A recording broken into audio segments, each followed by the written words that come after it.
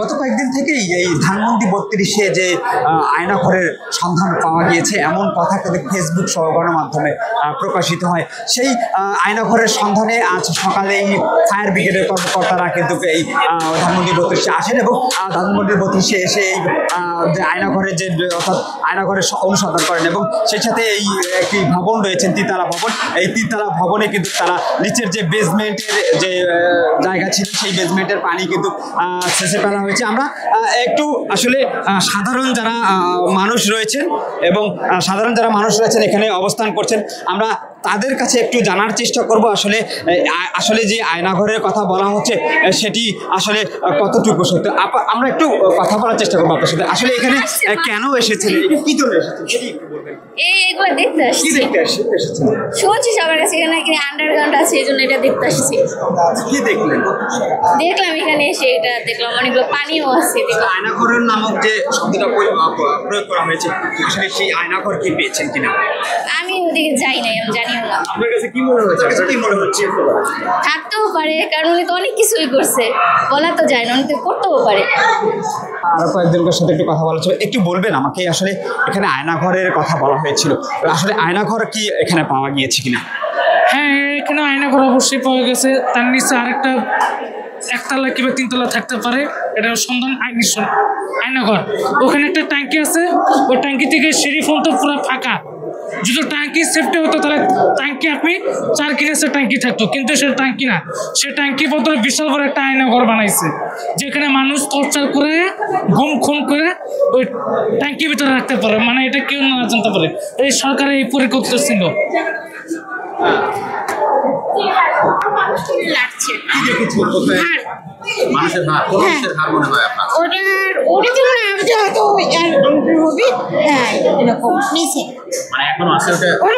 সবই করছে নিচে আছে, নিচে আছে।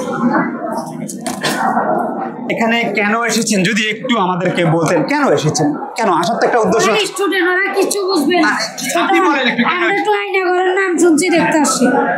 আয়নাঘর কি দেখেছেন? না ভাই, এই মাত্র আসলাম, এখনো দেখিনি। দেখলে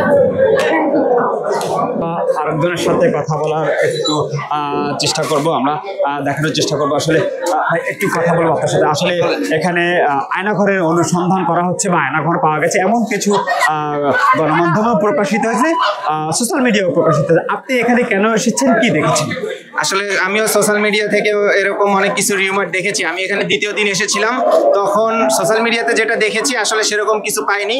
আমি আজকে আবার দেখতে আসলাম, এইখানে উপরতলা দেখলাম, দ্বিতীয় তলা তৃতীয় তলাও দেখলাম, এবং আজকে আমাদের ফায়ার সার্ভিস কর্মীরা এটা সম্পূর্ণভাবে পানিটা সরিয়ে ফেলছেন এবং লিফটের কাছে কিছু পানি আছে আপনি দেখছেন, সেটাও সরিয়ে ফেললো। তো আয়নাঘর বলতে যেরকম বোঝায় বা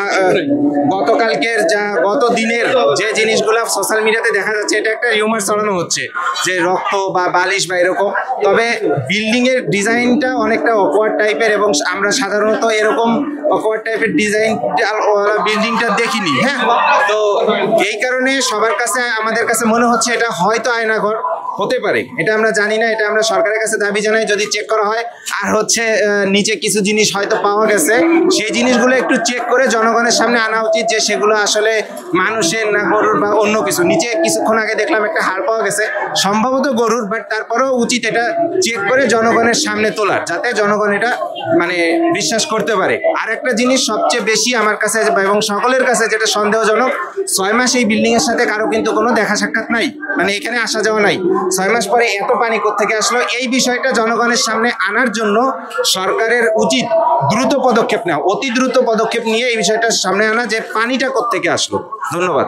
আমরা আরেকজনের সাথে একটু কথা বলার চেষ্টা করবো, একটু জানাবেন আপনি এসেছেন একটু, আমিও দেখলাম আপনি দেখেছেন, কি দেখেছেন? আয়নাঘরের একটা কথা উঠেছে, আসলে আদৌ আয়নাঘর এখানে আছে কিনা, আপনি কি দেখেছেন?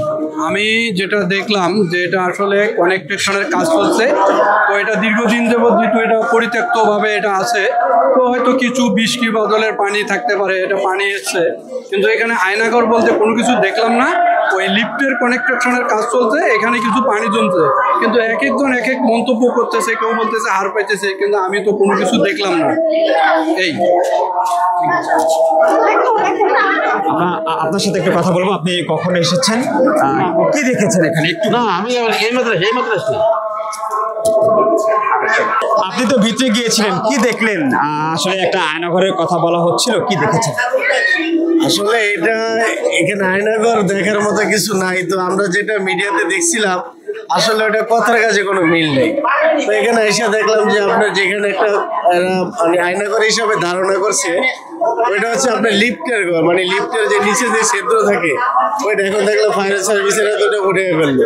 কিছুটা দেখলাম না, আসলে এটা একটা আন্ডারগ্রাউন্ডের মধ্যে লাগে, বা হয়তো গাড়ি পার্কিং। অনেকে বলছে লিফটের ব্যবস্থা করা হয়েছিল সেখানে, আপনি আসলে মনে করছেন কিনা এটি লিফট? না, অবশ্যই আমারও মনে হচ্ছে এটা লিফটেই হবে, কারণ এটা যদি আয়নাঘর তো একটা টর্চারিং হয়, ঠিক আছে, এরকম তো কিছু দেখলাম না। আমরা যদি দর্শকদের একটু দেখানোর চেষ্টা করবো আসলে যেটিকে আয়নাঘর বলা হচ্ছে, বা যেটির সম্পর্কে বারবারই বলা হয়েছিল এটি আয়নাঘর, বা যে সন্দেহে তারা বুক পেতেছিল, আমরা সেই আয়নাঘর নামক আসলে যেই স্থানটির কথা বারবারই বলা হয়েছিল, আমি সেটি একটু দেখানোর চেষ্টা করবো। এই যে বেসমেন্ট, অর্থাৎ এই ভবনটি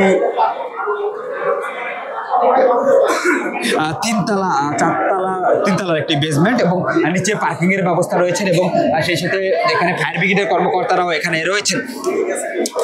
এখানে আসলে পানি কিন্তু ছেঁচে ফেলা হয়েছে। এখন যে পানিটি রয়েছে সেটি আসলে 1 হাঁটুরও অর্ধেক পানি। আমরা আমাদের আসলে কয়েকজন নেমেছিল, সেটি আমরা দেখানোর চেষ্টা করছি, এবং এটাকেই মূলত বলা হচ্ছে আয়নাঘর। আয়নাঘরের কথা আসলে এটাকেই বলা হয়েছিল। আমরা আসলে এই যে আমার পেছনেই যে জায়গাটি ছিল এটিকেই মূলত আয়নাঘরের কথা বলা হচ্ছিল, এবং আমরা এখানে যারা প্রত্যক্ষদর্শী রয়েছেন তাদের সাথে কয়েকবারও কথা বলছি।